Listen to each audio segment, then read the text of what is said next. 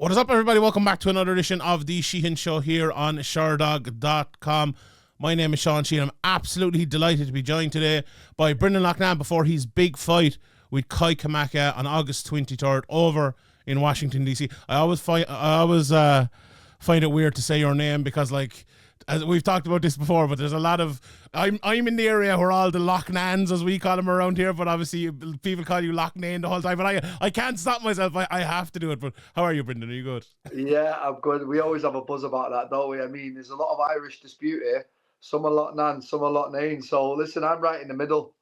I'm going to continue with the Loughnane anyway, and people might give out to me, but I have the upper hand on most of them anyway, so it'll be great. Come here.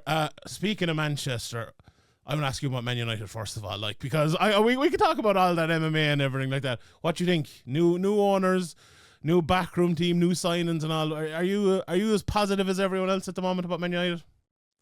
I mean, it's Man United, isn't it? Like, I'm always going to support them. Even if they were the last team in the bottom division of the third division of English football, I'd support them. So it's been a few turbulent years, ups and downs, but the glory years are coming back. They are. The Fergie days are going to come back. Come on, you've got to have hope.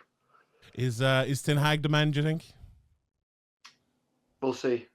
Yeah, I don't think he is. I think the FA Cup final was, and I'm a Man United fan too. Like, I think the FA Cup final was papering over the cracks. But we'll see on that. Like, from your own point of view, like, and obviously training and all, how much does the background help? Like, apparently he was in turmoil for the last few years, and now it's kind of normality there and all. Even for yourself, like, is that background as important as we would suggest it would be, to have like normality in the background and to have your everyday life be kind of all set towards the sport rather than madness? Like, what do you mean? Like, say for Man United, like, it was, and maybe this is a bad comparison, like, but like there was a lot of talk about who's going to be sold, who's going to be gone. Like, there was just madness going on in the background. Like, in normal life, let's say if, I don't know, something going on, there's like a family issue or a training issue or a travel issue or something like that. Like, how badly does it affect like your training and your mood and you actually going into fights? No, it's absolutely everything. I mean, a happy fighter is a dangerous fighter. That's literally the truest saying I've ever heard in my life. You got to get all your affairs in order as a fighter, same as a footballer, mate. Everything's got to be taken care of. People have got to be in place because you're not really a day-to-day living human, are you? Like, you've got a goal, and everybody's got to kind of get around you to get to that goal.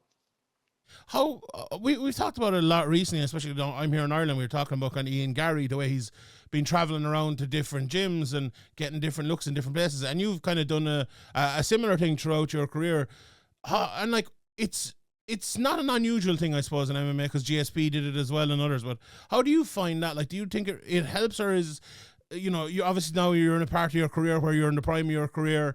Do you want one base now, or is it a case of like you're going to continue to travel around? What has your experience kind of taught you on that? I don't know. Maybe it's the Irish blood in us that we just like traveling about the place. I don't know. I like it. I just enjoy martial arts, and every corner of the earth now you can learn different parts of martial arts, but it is important to have one coach and home it all in. I've had the same coach from day one. Unfortunately, he couldn't make my last two fights because of health reasons, but now we've managed to get past that, and he'll be back in my corner. So I'm happy. Out of the 50 fights I've had, he's probably been there for 42 of them. So I've got my one guy that I home in with. And I've branched the team out now with the Frank Hickmans and these other people that I've used. So I mean, it's expanded a little, but I always know who my guy is. And when you're away, are you always staying in touch? Or are you like sending on footage of training and different things? Is that how it works for you? Yeah, a WhatsApp group chat with my 4 or 5 coaches in there that I really trust throughout the world. 3 or 4 of them are in Thailand, 2 are over here. Everybody's watching. My nutritionist is in there, and everyone kind of, like I say, my protocol wouldn't work for 99% of MMA fighters flying around the world, having different people in different, but it just works for me, and that's just what it is. Is it you that organizes all of that? Because like if we're talking about football or whatever, there's going to be a team of people. There's going to be the management. There's going to be liaison officers and all. Is it you doing that? Is it your head coach doing that, or what way does it work? I mean, it's quite simple. It's not as hard as people make out. You're having a fist fight in 8 weeks. Like, just train. People make it very technical, and you got to do this and do that. Just train. Just go in the gym, train hard, and then fight. That's it. It's not very complicated. Well, that's that taking away about 10 of my questions. I remember Max Holloway talking recently about like giving up sparring, right? And then there's other fighters, say like Sean Strickland and others, and they're like, all we want to do is sparring because it's, and this has become a thing in all sports as well. It's like game-based training. What way do you do it? Like, I know you try to sound like you're not making it complicated there, but I'm sure it is complicated. What's the best? Like at this stage of your career, like you've had a shitload of fights at this stage, you know how to fight. Is it a case of kind of taking care of yourself, and especially with the PFL as well, when you're fighting so much? Yeah, I mean, I've got a couple of black eyes, as you can see here, so I still get myself in the trenches. Do you know what I mean? When I have to. I think there's a time and a place for it all. I think now, 4 weeks out from the fight, is the time for the hard sparring. 1 or 2 hard spars per camp now, and then you home it in. And then it's just like kind of, you go up the mountain and down the mountain and up the mountain and down the mountain, and that's how I've always done it. Is there like, I love asking fighters this question, right? Because I think it's different for everyone, but like, do you set aside time for like, I suppose learning new things is an odd way to, like, how much can you learn at this stage of your career, but like improvement in certain areas rather than just honing yourself for a fight? Because like you look at some fighters and you hear some fighters and they say, right, I just need to make an adjustment here, an improvement here. But when the fights come along so quickly, is that always possible? Is that something you do, or is it just the preparation? I mean, like I say, I just don't overcomplicate it. I really don't. I think I turn up to the gym. No, it's only ever 3 places that I am. America, I don't really like training there now, so I won't be going there again for training. I just go out to the fight. So it's either Thailand or England. They're the only 2 places that I'll do camps now anyway. So I've got very good people in both of them 2 places. So I've got solid teams in both.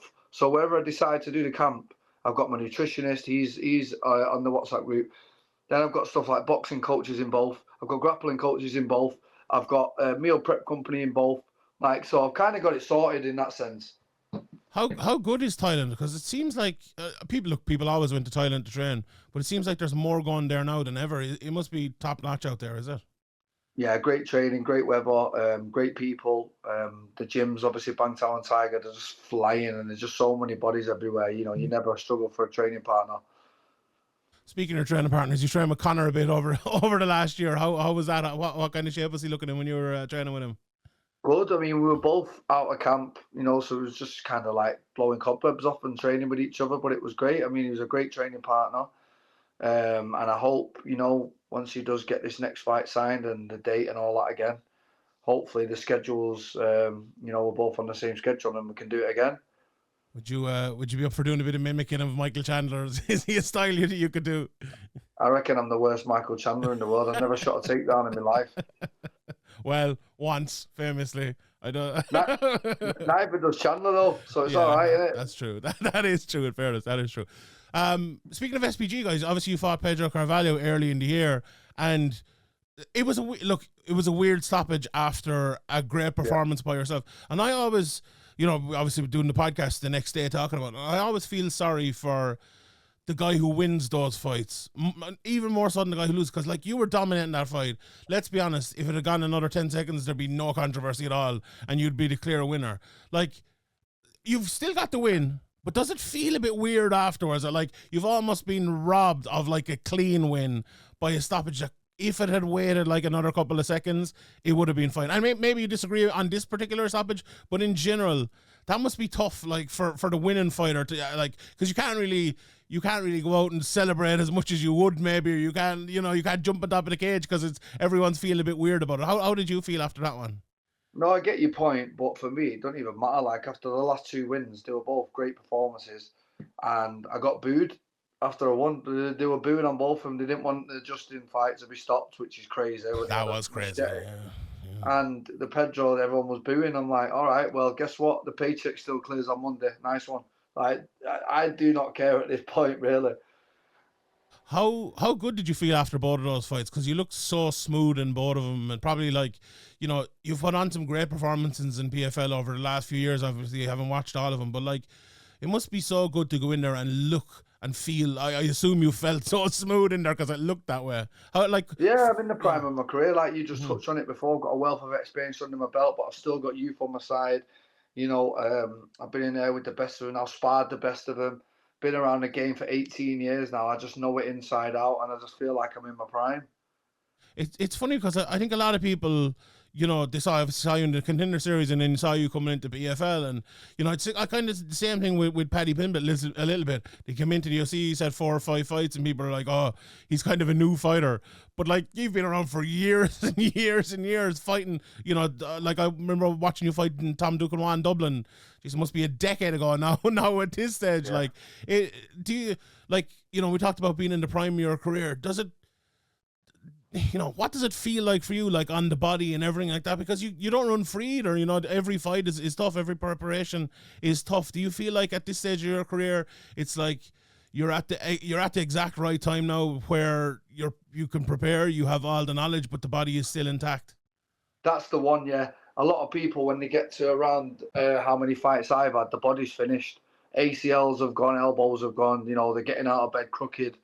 That's just not me. I take care of my body. I've got perfect nutrition all year round. I rest when I have to rest. I, do the ice baths. I do the saunas. I do Bikram yoga. I look after myself, and I think the results are showing. 100%. I obviously you came into the PFL and you won the million, and it was like I think MMA fans around the world were very happy after what happened with the Contender Series, and we've talked about that before, so there's no need to talk about that, right? But the next season, obviously you come in and you didn't win, and this season you're into the semi-finals and you're looking better than ever. And I've been watching a lot of like lads like Nathan Schultz and and Chris Wade and Bubba Jenkins who've done it multiple times. It feels like some seasons lads are off and some seasons they kind of get back on.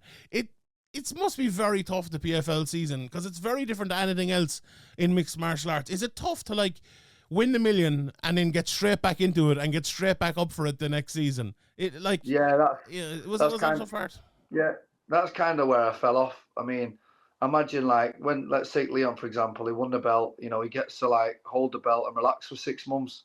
Like PFL, I think it was a month, 2 months later, 3 months later, whatever it was, you're back in the cage defending it, and you're not just defending it; you're defending it 4 times in 7 months. So it's like PFL is absolutely wild, and it takes a special type of fighter to do well in the PFL. It really does.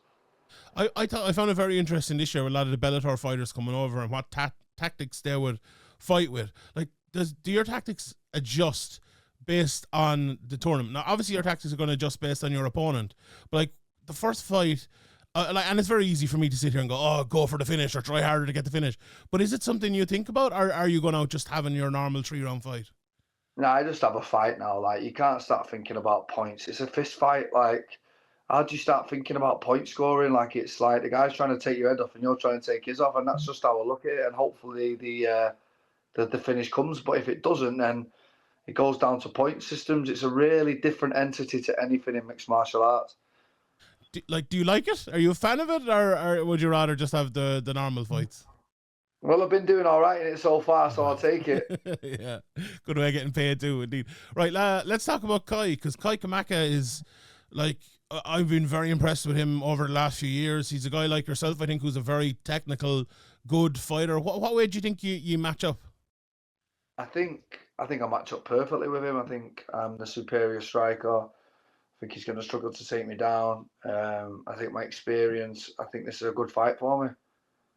When you meet a guy like Kai who tries to go out there and win a technical fight, who's very good defensively, I would say, who is very tough to beat. Like, a lot of his fights have been decisions and even like some split decisions and things like that. He just finds a way to win. Is that like? And I feel like Leon is a little bit like that as well at times, and he's proven you can look how far you can go with that. Yeah. Is that almost a tougher matchup these days than guys who will come out and attack you with big bombs and stuff like that? Because when you're and he's obviously a very good team as well with Eric Nixick and all of those guys.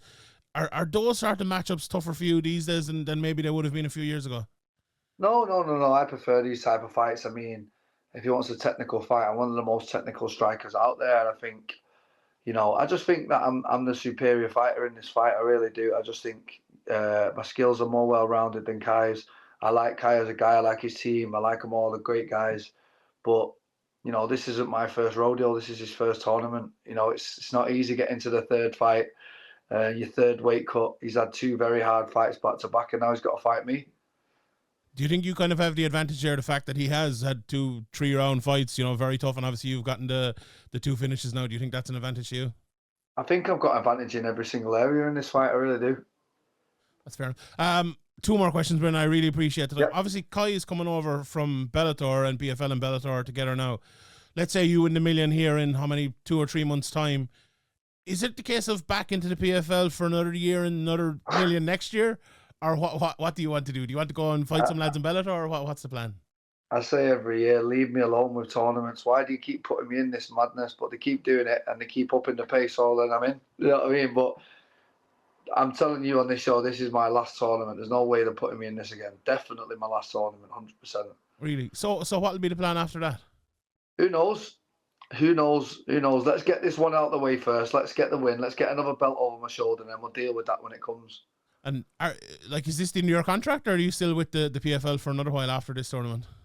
I'm not sure. That's my manager's job, that. Okay, fair enough. Excuse me. Are there any names, like, let's say you still are there, like, I know, the AJ McKees, or I know he's kind of up at 55 now, or, Pitbull, or even, James Gallagher here, who's a big fight coming up in a while. Any names that kind of stand out to you, maybe someone you'd like to fight in a one-off next year?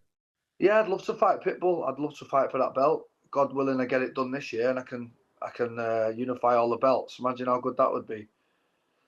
Indeed, I'd love to see that. And last question: the other side of the semi-final is Braga against Kizriev. Well, two parts of the same question, I suppose. Who do you want to win, and who do you think will win? Both pose different threats. Very, very different fighters. So whoever wins, I'll structure a game plan to beat both of them. That's how I've been looking at that fight. Any prediction now? Any prediction? Yeah, I think Israel will win. I think he'll outpoint him. I think he'll take him down and overwhelm him. All right, brilliant. Thank you very much for the time. I really appreciate it, and best of luck in the fight against Kai. Thank you, my man. Have a good day.